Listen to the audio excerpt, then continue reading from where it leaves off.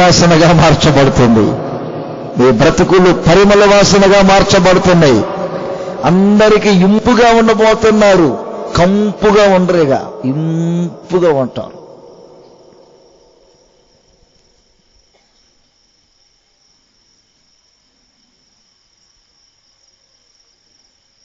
ఆపి చేయమంటారా? సీరియస్గా చూస్తున్నారేంటి సబ్జెక్టు? మీకు నచ్చకపోయిన నాకెందుకురా? దేవుడు నాకు ఇచ్చిన మాటలు నేను చెప్తా. దేవునికి స్తోత్రం కలుగును గాక.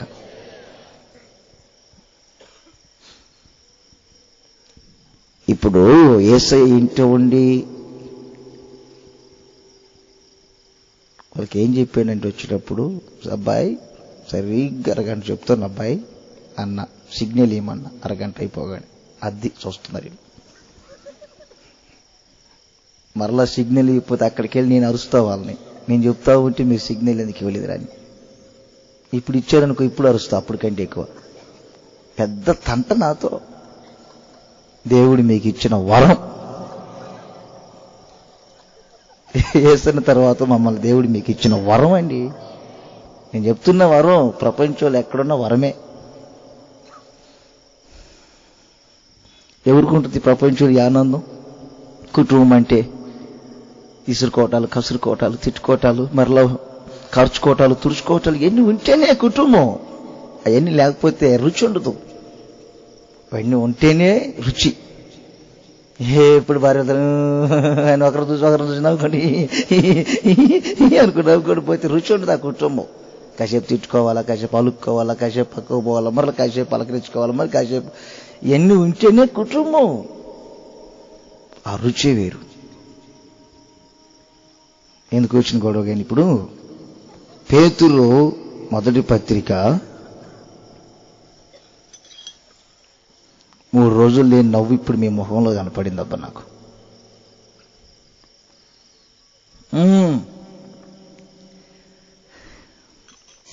నా కాన్సెప్ట్ ఏమిటో గుర్తుపెట్టుకోవాలి మీరు. పేతురు అనగానే 3:16 ఏమనుంది?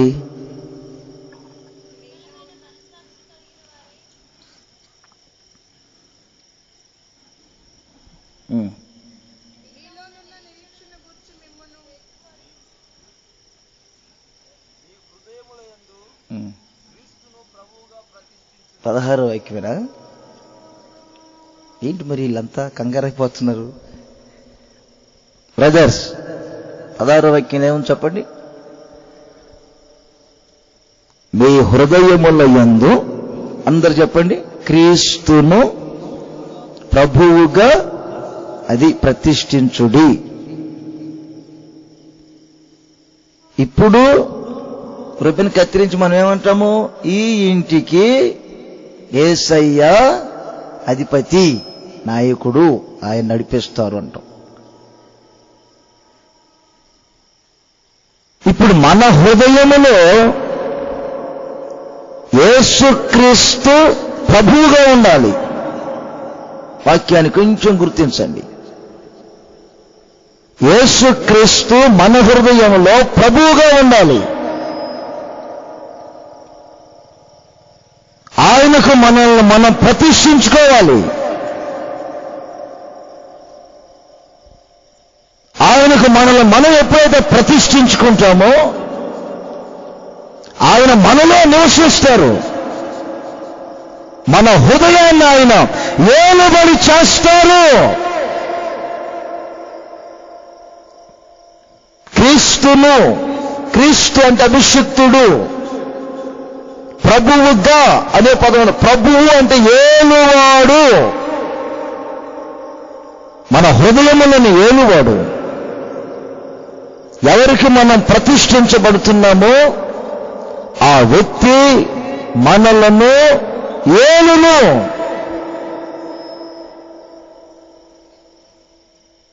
నా హృదయాన్ని నేను నా ప్రభువుకు ప్రతిష్ఠించాను. నా జీవితాన్ని నా ప్రభువుకు నేను ప్రతిష్ఠించాను. దైవజనుడైన పౌలు చెప్పినట్లు సజీవ యాగముగా నా శరీరాన్ని ఆయనకు సమర్పించాను, ప్రతిష్ఠించాను.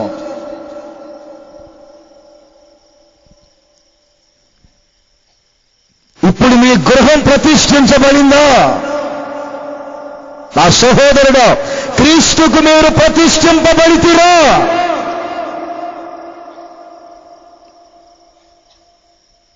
ఏదో సంగతి చెప్తా వినండి. ప్రతిష్ఠించబడిన ఒక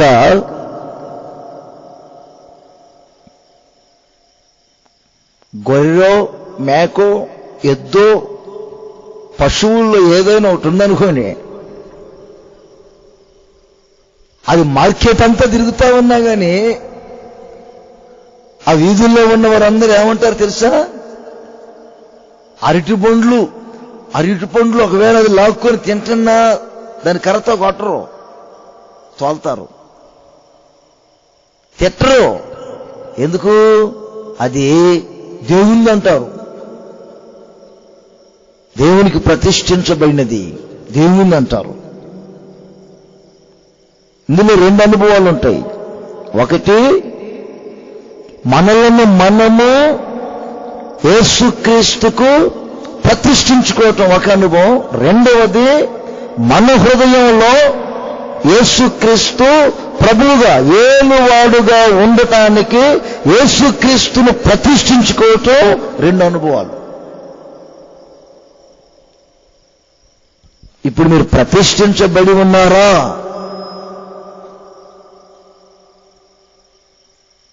మిమ్మల్ని మీరు యేసయ్యకు సమర్పించుకున్నారా?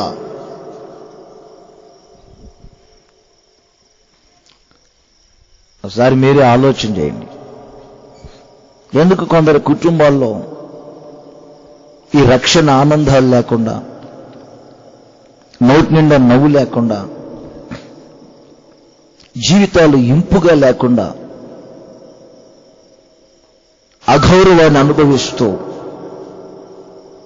కన్నీళ్ల మధ్యలోనే కొందరి కుటుంబాలు గడిచిపోతున్నాయి, జీవిత సమస్యలతో నలిగిపోతున్నాయి. అందుకని ఈరోజు ఒక నూతన నిర్ణయానికి రండి. ఈ గృహ ప్రవేశ కార్యక్రమం ద్వారా, ఈ సందర్భంలో ఈ గృహాన్ని నా ప్రభువైన యేసయ్యకు ప్రతిష్ఠించండి. ఈరోజు ప్రతిష్ఠించండి, ప్రతిష్ఠించండి, ప్రతిష్ఠించండి.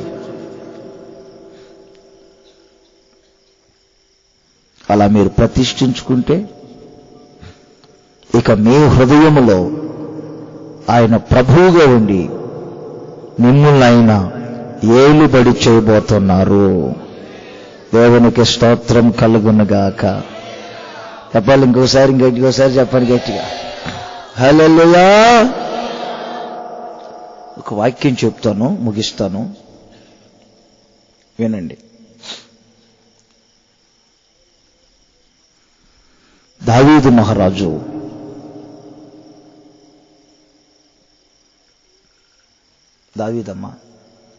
దావీదు గొర్రెలు కాచుకునేటప్పుడు, కళ్ళు తెరువమ్మా,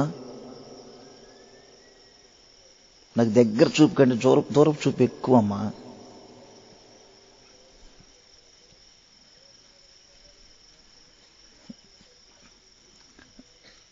ఆ పర్వతం క్రిందుండి ఆ పర్వతాన్ని చూచి దేవుణ్ణి అడుగుతూ ఉండేవారు. ఎక్కలేనంత ఎత్తైన కొండపైకి నన్ను ఎక్కించు అనేవారు. మీకు టూకీగా ఒక మాట చెప్తానండి. ఇజ్రాయేలీలు ఐగుప్తులో ఉన్న గోషేను నుండి సియోను వరకు ప్రయాణం చేశారు.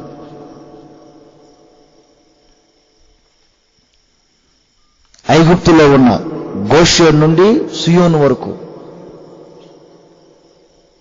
ప్రజలను గోషేను నుండి సియోను వరకు నడిపించిన వ్యక్తులు ముగ్గురు. అందులో ఒక ఆయన నాయకుడైన మోషే. తర్వాత తనకు పరిచర్య చేసిన యెహోషువ. మూడవది గొర్రెలను కాచుకొని రాజైన దావీదు. 6 దేశస్థులను జయించారు ఇజ్రాయేలీలు. సంపూర్ణముగా జయించలేకపోయారు. 7వ జాతి వారిని, యెబూసీయులు ఉన్నటువంటి ఆ పర్వతాన్ని స్వాధీనపరుచుకున్నప్పుడే పూర్తిగా ఇజ్రాయేలీలు వాగ్దాన దేశాన్ని స్వతంత్రించుకున్నట్లు. అసలు సంగతి ఏంటంటే, ఈ యెబూసీయులు ఉన్నటువంటి దేశం లేక పర్వతమే దేవుడు నివసించు పర్వతం.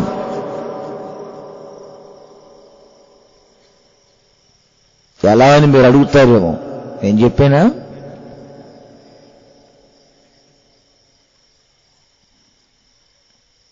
ఎక్కలేనంత ఎత్తైన కొండపైకి నన్ను ఎక్కించు ఎక్కించు అని అడిగారు కదా. ఒక రోజున దావీదు రాజు అయ్యారు. రాజు అయిన మరుక్షణమే యెబూసీయులు కబురు చేశారు, మీ మీదికి యుద్ధానికి వస్తున్నాను అని. వారు ఎగతాళి చేశారు, దావీదు రాలేరని. ఆ పట్టణం పై నుండి కిందకు వచ్చే ఆ డ్రైనేజ్ వాటర్, మురికి కాలు ఒకటి ఉంటుంది. నేను ఆ సియోను పట్టణాన్ని, ఆ కొండను, పర్వతాన్ని అంతా చూసి చెప్తున్నాను.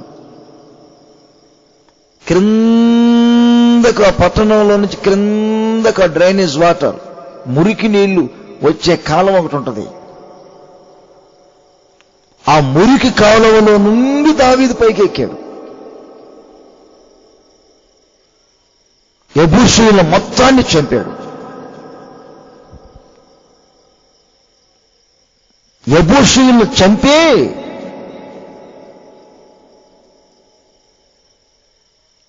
ఆ పట్టణానికి ఒక చక్కని పేరు పెట్టాడు. ఏమిటో తెలుసా? ఇది సియోను పట్టణము అని పేరు పెట్టాడు. సియోను పట్టణం, దావీదు పురము, సియోను పట్టణం అని పేరు పెట్టాడు. సియోను పట్టణం అని. వినండి బాగా. డేరాలో ఉన్నది నిబంధన మందసం. 5వ అధ్యాయములోనేమో సియోను పట్టణాన్ని స్వాధీనం చేసుకున్నారు.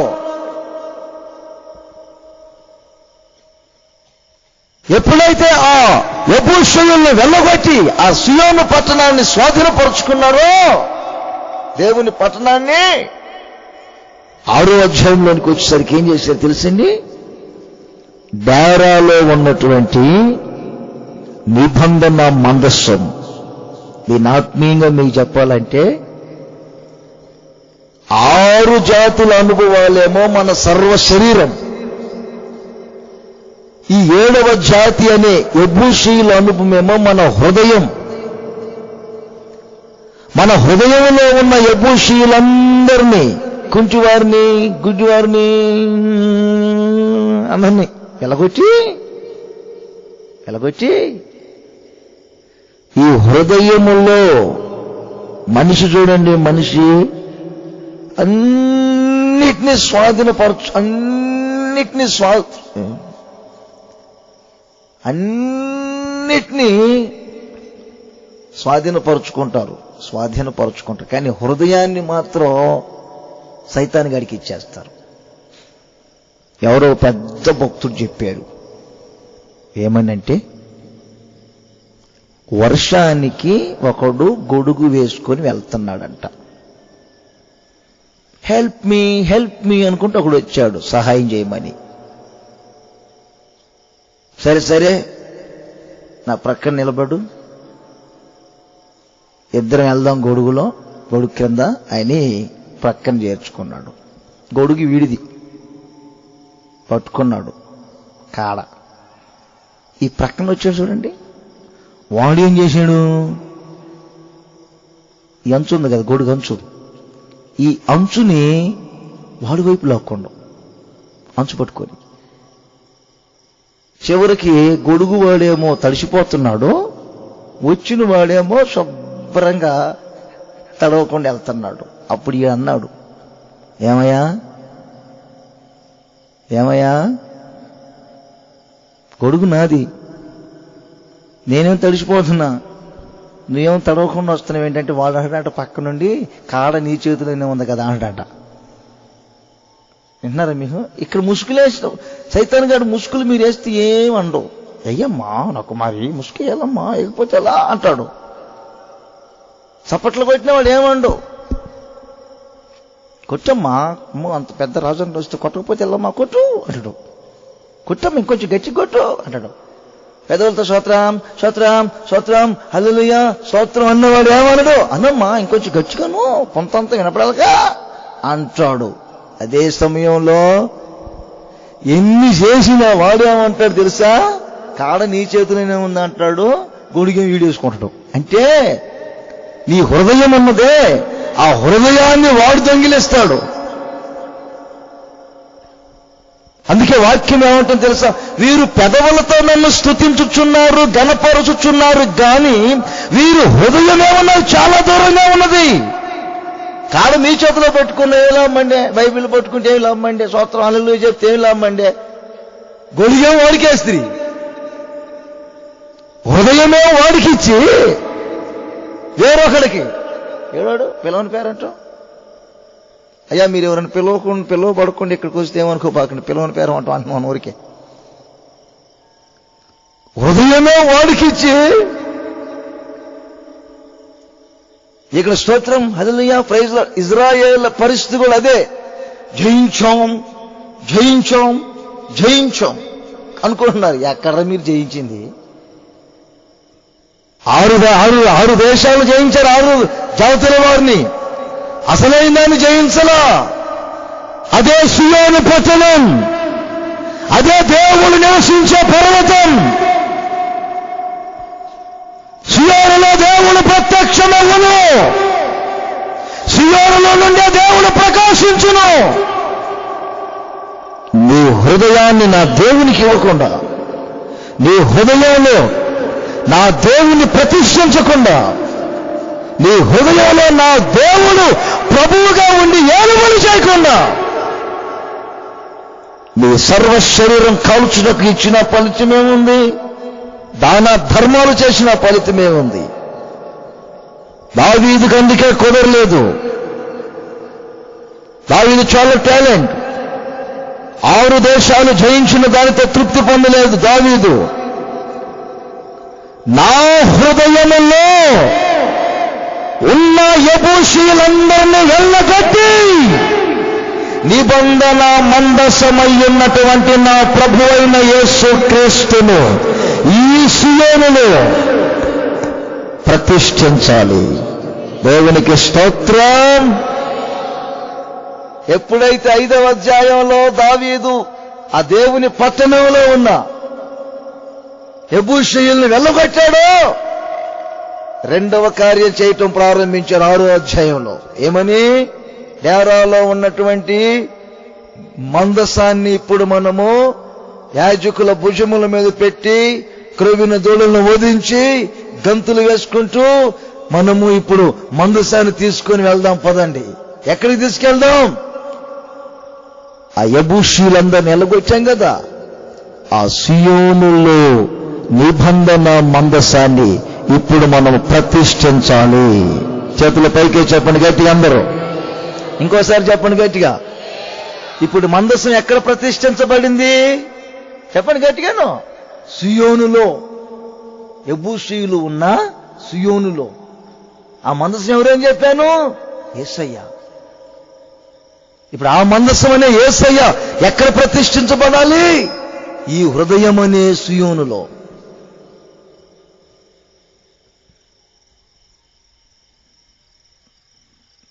అక్కడ ఉండి పాలన ప్రారంభించాడు, రాజ్యపాలన. ఈ హృదయంలో నా ప్రభువుని అది నా ప్రభు యేసుక్రీస్తును ప్రభువుగా ప్రతిష్ఠించండి. నీ హృదయాన్ని నా ప్రభువుకు ప్రతిష్ఠించు. నీ హృదయములను ఆయనకు ప్రతిష్ఠించండి. నా కుమారుడా, my son, my daughter, give me your heart. నీ వెండి నాకు అవసరం లేదు, నీ బంగారం నాకొద్దు, నీ ధనధాన్యాలు నాకు అవసరం లేదు, నీ హృదయము నాకేమో. కారణం, నీ హృదయములో నేను ప్రభువుగా ప్రతిష్ఠించబడాలి.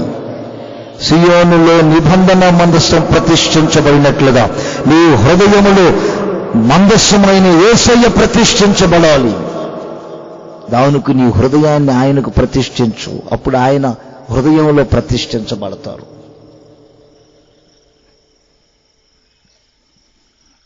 నేను ప్రతిష్ఠించబడిన వ్యక్తిని. యోహాను సువార్త 10వ అధ్యాయం ముగిస్తున్నాను. మీరు టైం చెప్తే ముగిస్తాను. ఎంతైంది టైము? 10కి ముగిస్తాను సరిగ్గా. కాలేదా? 10 అన్నప్పుడు ఇలా అనండి. నేనేమనలే. 10:35. లేఖనము నిరర్ధకము కానేరదు కదా, దేవుని వాక్యము ఎవరికి వచ్చునో వారే దైవములని చెప్పిన ఎడల. 36. తండ్రి ప్రతిష్ఠ చేసి లోకములోనికి పంపిన వానితో. తండ్రి ప్రతిష్ఠ చేసి నన్ను పశ్చిమ గోదావరి జిల్లా పంపించారు. ఆమె అని చెప్పండి గట్టిగా. మీరు కూడా అనుకోండిరా. తండ్రి ప్రతిష్ఠ చేసి చెప్పండి పశ్చిమ గోదావరి జిల్లాకు వచ్చారు. మీరు పనిష్మెంట్లో రాలేదురా, ప్రతిష్ఠతో వచ్చారు. హల్లెలూయా చెప్పుకోండి గట్టిగాను. చేతులు ఎత్తకుండా చెప్పారంటే ఏంటి? లేటెస్ట్ ఇదేమైనా పర్వాలేదే. అయ్యి బాబాయ్, ఒక 2 నెలలు కనపడకపోతే మీరంతా లేటెస్ట్లోకి వెళ్ళిపోతున్నారు. తండ్రి ప్రతిష్ఠ చేసి ఈ లోకంలోనికి చూశారండి. మనం అందరం అనుకోవాలి, దైవ సేవకులు. తండ్రి ప్రతిష్ఠ చేసి మనల్ని ఈ లోకంలోకి పంపించారు. మనం ఎవరు ఇప్పుడు? ప్రతిష్ఠ చేయబడిన వారు.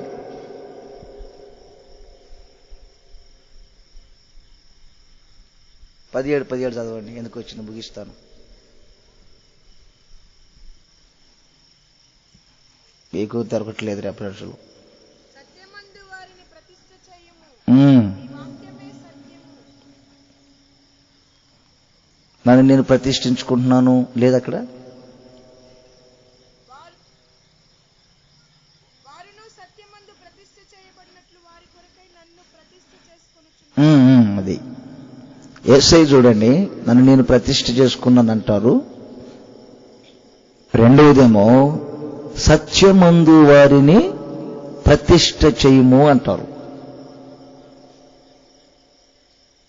ఇంకో మాట చెప్తేనండి, సత్యమందు ప్రతిష్ఠ చేయుము అని నీ వాక్యమే సత్యము అంటారు.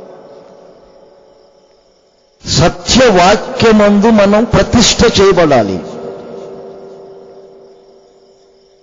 నన్ను చాలా మంది అంటారు, ఏమిటండి మీరు ఇంత ఖండితముగా హెచ్చరికలతో ఇంత క్రమముగా అధికారంగా బోధిస్తారు? ఈ బోధన మేము మా సంఘంలో చేశామంటే మాత్రం మరుసటి ఆదివారం ఉన్న 200 మందిలో 100 మంది రారండి మా చర్చలకి అంటారు. మరి మీరేంటండి ఇంత ఖండితంగా చెప్తారు? వాక్యం దగ్గర రాజీ పడరా?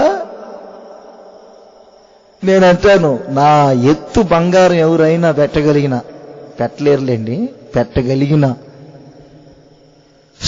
సత్యమే చెప్తాను. ఎందుకంటే నేను సత్యమందు ప్రతిష్ఠ చేయబడి ఉన్నాను. యేసుక్రీస్తు కూడా సత్యమందు ప్రతిష్ఠింపబడి ఉన్నారు.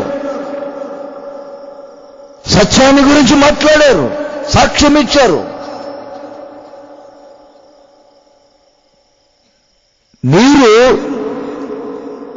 సత్యమందు ప్రతిష్ఠించబడాలి, సత్యము కొరకే బ్రతకాలి, సత్యము కొరకే మాట్లాడాలి. అవసరమైతే సత్యం కొరకు మీ ప్రాణములైన ఇవ్వటానికి మీరు సిద్ధంగా ఉండాలి. బ్రతికే 4 రోజులు బ్రతుకు సత్యంగా బ్రతకాలి, సత్యంగా మాట్లాడాలి. మోమాటం అనేది ఉండకూడదు.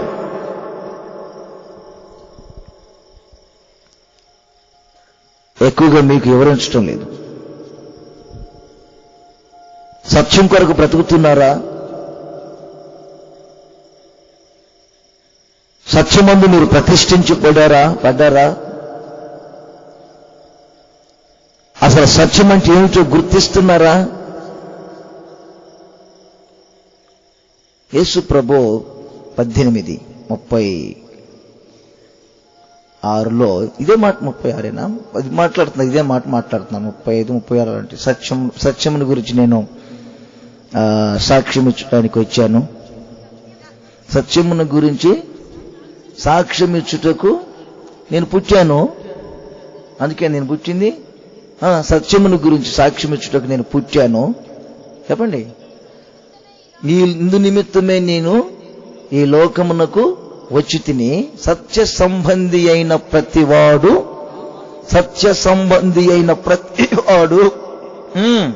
నా మాట వినును. నీకు సంగతి చెప్పనా? కింద పిలాతు ఏమన్నాడు చూడండి. ఈయన పిలాతు అంటే ఇప్పుడు తీర్పు తీర్చేవాడు. సత్యమేదో అసత్యమేదో మంచేదో యథార్థ ఏదో ఎన్ని తెలుసుకొని తీర్పు తీర్చే పిలాతు అంటాడు, సత్యం అంటే ఏమిటండి అన్నాడు. ఇది బాగుంది వ్యవహారం.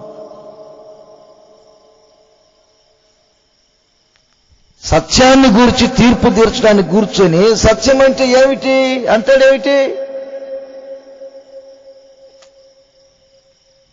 అలాగే కొంతమందికి సత్యం తెలియట్లా.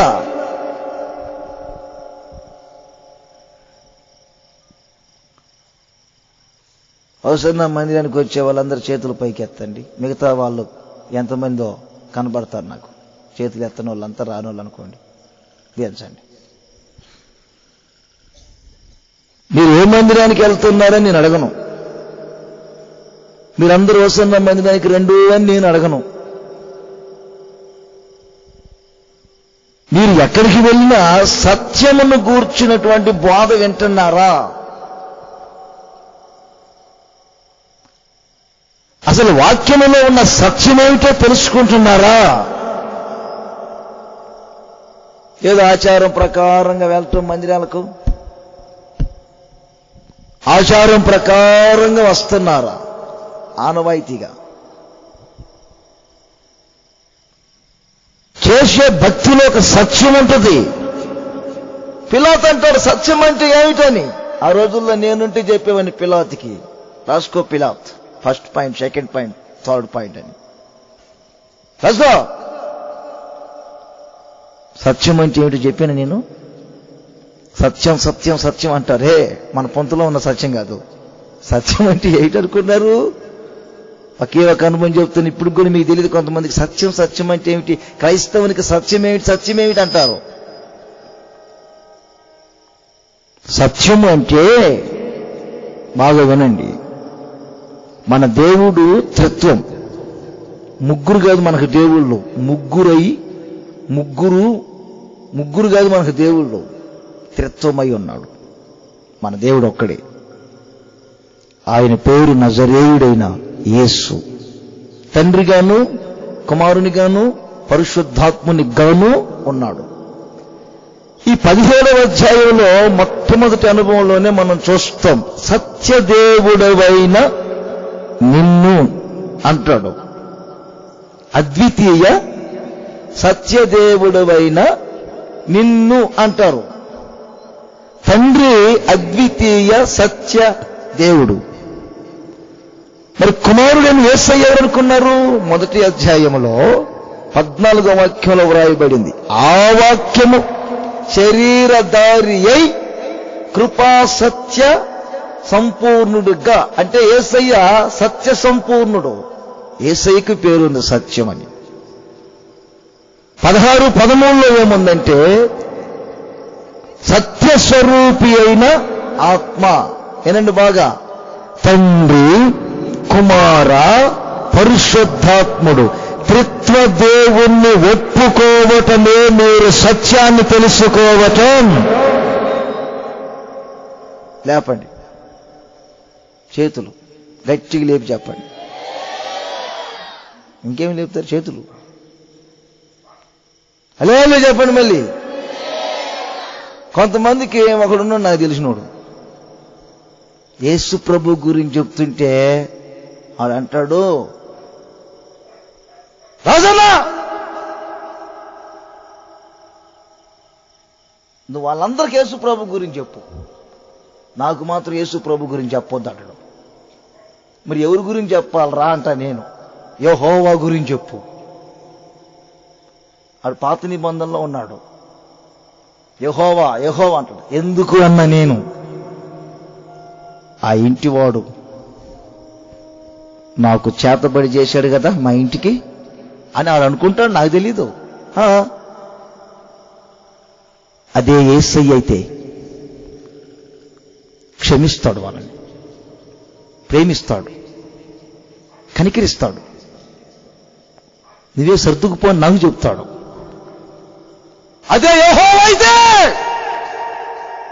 కంటికి కన్ను, పంటికి పన్ను, కాలుకి కాలు, చెయ్యికి చెయ్యి అని బాబు అది చెప్తా ఉంటే నా గుండె జల్లంతా ఉండేది. ఇదే డిట్టో అతను ఎలా చెప్పాడు, ఇప్పుడు నేను అలాగే చెప్పా. డిట్టో నంద్యాలలో ఉన్నాడు అతడు. కంటికి కన్ను, పన్నుకి పన్ను, చెయ్యికి చెయ్యి. ఇంక బూతు మాటలు కూడా మాట్లాడాను నేను అనకూడదు. ఆ కొడుకుల్ని పెట్టి ఒరే అలా అనుమాకరా బాబా జరడం ఎన్నను చెప్పు. యేసు ప్రభు గురించి మాత్రం చెప్పొద్దు. ఇది బాగుంది. ఆడిదొక టైపు, వీళ్ళకి సత్యం తెలీదు. పాత నిబంధన కావాలట, ఇక యేసు ప్రభు అవసరంలా. ఇంకొంతమంది ఉన్నారు, కొంతమంది వారికేమో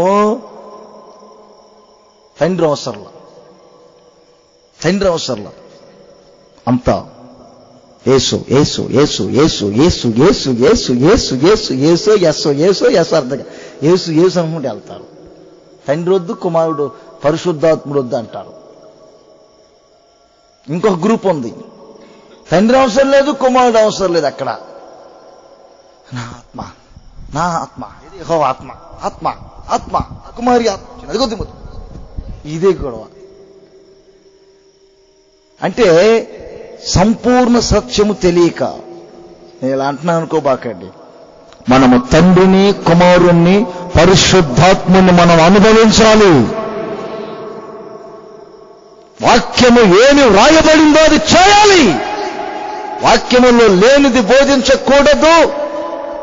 ఉన్నదని మనుషులు కల్పించిన పద్ధతులు దైవోపదేశాలని జీవము కలిగిన దేవుణ్ణి మనం వ్యర్థంగా ఆరాధించకూడదు. కొందరు కొబ్బరికాయలు కొడుతున్నారు, బొమ్మలకు యేసు ప్రభు బొమ్మలు, మరియమ్మ బొమ్మలు పెట్టుకొని. నేనంటాను, బైబిల్ ఎక్కడ కొబ్బరికాయలు కొట్టారా? అగరబత్తీలు ముట్టించారా? క్యాండిల్ వెలిగించారా? ఫోటోలకు దండలు వేశారా? ఎక్కడైనా గుండ్లు కొట్టించుకొని వచ్చారా? మారు మనసు పొందండి, బాప్తిస్మం పొందండి, పరిశుద్ధాత్మను పొందండి, పరిశుద్ధంగా జీవించమని చెబుతున్నారు. తిరునాళ్ళలాగా వారానికి ఒకసారి వారానికి ఒకసారి వారానికి ఒకసారి వారానికి ఒకసారి వారాల భక్తి చేయమని ఎక్కడ బైబిల్లో ఉందా? సంపూర్ణ సత్యం ఏమిటి? జీవము కలిగిన దేవుని ఎలా ఆరాధించాలి? మారు మనసు పొంది, బాప్తిస్మం పొంది, పరిశుద్ధాత్మను పొందుకొని ప్రభు శరీరాన్ని, రక్తాన్ని మంచి మనస్సాక్షితో పానం చేస్తూ సమర్పణ గల దైవ సేవకుల ద్వారా లోతైన ఉపదేశాలు వింటూ సంపూర్ణమైన సత్యములోనికి ప్రజలు నడిపించబడాలి. సత్యమందు ప్రతిష్ఠించబడటం అంటే అది. యేసుప్రభు బొమ్మ పెట్టుకోవటం కాదు. ఆచారం ప్రకారం బైబిల్ పెట్టుకొని ప్రార్థనకి వెళ్ళాను, వచ్చాను, మరలా టీవీ ముందు కూర్చున్నాను, సినిమాలు కూడా చూశాను, ఇప్పుడు అనొచ్చు అనకూడదు. నామకార్థ క్రైస్తవుడు మొన్న ఆ మధ్య ఒకసారి వెళ్ళి ఇంటి దగ్గరికి వచ్చే కాలు జారే మురిగ్గొంట్లో పడడం, గేదెలను కట్టేసి తాడేసింది భార్య గోతిలోకి, పట్కా లాగుతా, వాడు అందులో పడుకున్నట్టంట. లాగబాకే నా సత్యమని. లాగబాకు ఏంటండి గోతిలో పడి లాగబాకు అంటావు? ఆ బాధ నేను చూడలేకపోతున్నా అంటే, నేను ఇప్పుడు శ్రమల కాలంలో ఉన్నానే. ఏ గోతిలో పడి శ్రమల కాలం?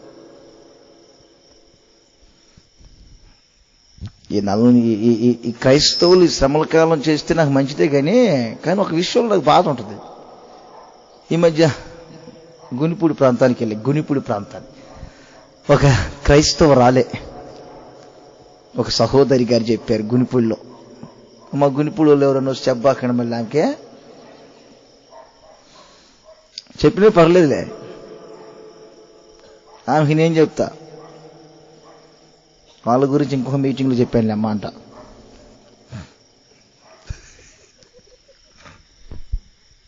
అన్నయ్య అవన్నమాట, నా జీవితంలో, నీ జీవితంలో సంవత్సరంలో నేను నెమ్మదిగా ఉండే రోజులు 40 రోజులు. ఏమ్మా, ఆ 40 రోజులు మా వారు త్రాగడు, అసలు బ్రాందీ షాప్ ముఖమే చూడు, సారాయి కొట్టి ముఖం చూడు అన్నయ్య. ఆ 40 రోజులు మా వారు ఎంత నిష్టగా ఉంటాడు అన్నయ్య. ఆ 40 రోజులు నాకు నెమ్మదిగా ఉంటుంది అన్నయ్య అని చెప్పారు. ఆ 40 రోజుల తర్వాత చూశారండి, అదే క్రైస్తవ్యం అంటే. 40 రోజులు ఏంటి నేను అనకూడదు అంటున్నాను. ఆ నల్లబట్టలు వేసుకునే వారికి వీరికి ఇంకేమైనా వ్యత్యాసం ఉందంటారా? మా నాన్నగారు త్రాగుడు మానేరండి రాజన్న గారు అన్నది ఆ బుట్టది. ఏమ్మాయి అన్నా, మానేరండి. 40 రోజుల తర్వాత మరలా ఆ పిల్ల వచ్చి అంటారు, ఎంత త్రాగుడు మానేరు అనుకున్నాను అన్నయ్య, అంతకంతకు డబుల్ అయింది. ఏమ్మాయి ఎందుకో? ఆ బట్టలు వేసుకుంటే 40 రోజులు ఉంటాను కానీ మానేది అది ఈ పిల్ల, దానికి తెలియదు అనుకుంటా సంగతి. ఆ 40 రోజులు అన్నయ్య ఎంత భక్తి చేశాడో మా నాన్నగారు. మా అమ్మను కూడా స్వామి అన్నాడు అన్నయ్య. మా అమ్మ తక్కువది కదన్నయ్యో. ఆ 40 రోజులే అన్ని మనసులో పెట్టుకుంది. ఉన్న పగంతా 40 రోజులు తీర్చుకున్నాను. అన్నయ్యో మా అమ్మ తక్కువది కాదు, మా నాన్న తక్కువ అన్నయ్య. నల్ల బట్టలు తీసేసి అన్నీ అన్నయ్యో డబల్ కోటింగ్ ఇచ్చాడు. వారికి వీరికి ఇంకేమైనా వ్యత్యాసం ఉందా? క్రైస్తవ్యం అంటే 40 రోజులు త్రాగుడు మాంసమా? నా మీద మీకు ఏమైనా బాధ కలిగితే కలగండి, కేసు పెట్టకుండా పెట్టండి. నా మీద కేసు పెడితే పెట్టండి, పోలీస్ స్టేషన్కి వెళ్ళొస్తా, నాకు ఆశ ఉంది, వెళ్ళొస్తా. నాకు తెలుసు, ఒక దైవ సేవకునిగా బట్టల షాపుల్లో అడుగు పెట్టాను. బట్టల షాపుల్లో వాళ్ళు మారారు. క్రాప్ చేయించుకోవడానికి షాపులు అడుగు పెట్టాను, క్రాప్ చేసే వాళ్ళు మారారు. బట్టలు చెప్పులు కొనుక్కోవడానికి చెప్పుల షాప్కి వెళ్ళాను, వారు మారారు. ఎంతమందిని గురించి చెప్పమంటారు? ఏదైనా ఒక చోటుకి ఈ కాలు అడుగు పెట్టాయంటే అక్కడ ఎవరో ఒకరిని నా దేవుడు మారుస్తూనే ఉన్నారు. పెడితే పెట్టండి. పౌల్లాగా వెళ్తాను, ఎవడో ఒకడు ఉంటాడు చెరసాల అధిపతి, ఆవిని భర్త ఒకసారి గట్టిగా ఎస్ఐనో ఇన్స్పెక్టర్నో పట్టుకొని వస్తా. పెట్టండి. కాదు, పెట్టండి. క్రైస్తవుల మంచి ఏమిటనుకున్నారు? యేసు రక్తముతో కడగబడాలి, జన్మ కర్మ పాపాలలో నుండి విడుదల పొందాలి, మారు మనసు పొందాలి, బాప్తిస్మం పొందాలి, నీవు నూతన పరచబడిన కొత్త ఇల్లుగా మారాలి, నీ ప్రాచీన స్వభావాలన్నీ చాలాలి, నీ ఇల్లు యేసయ్యకు ప్రతిష్ఠించబడాలి. క్రైస్తవ్యం అంటే అది. నామకార్థపు ఆచారాలలో ఉండొద్దు, మత కట్ల మధ్యలో మగ్గిపోవద్దు. ఈ రోజైనా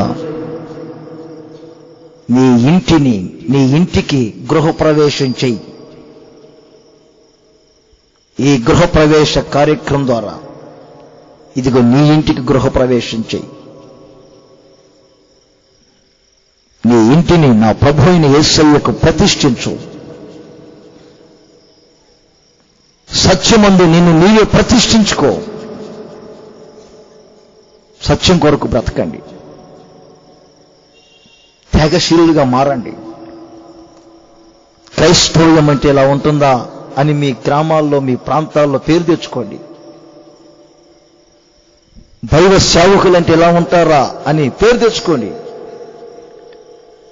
అనేకులకు ఆదర్శనీయంగా మారండి. మీ కొరకు ఒక చిన్న ప్రార్థన చేస్తాను.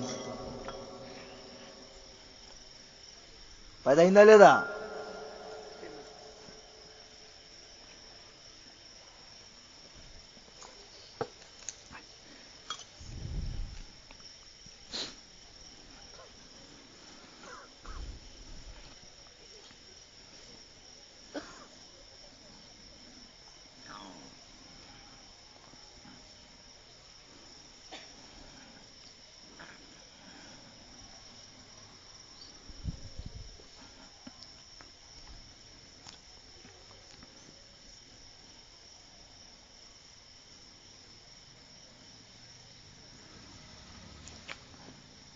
అలాగే మోక మీదుండి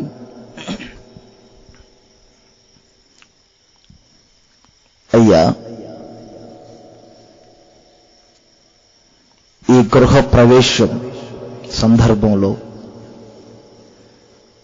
నేనే ఒక ఇల్లై ఉన్నానని మీరు చెప్పారు. నిజమేనయ్యా, నేను ఒక ఇల్లును.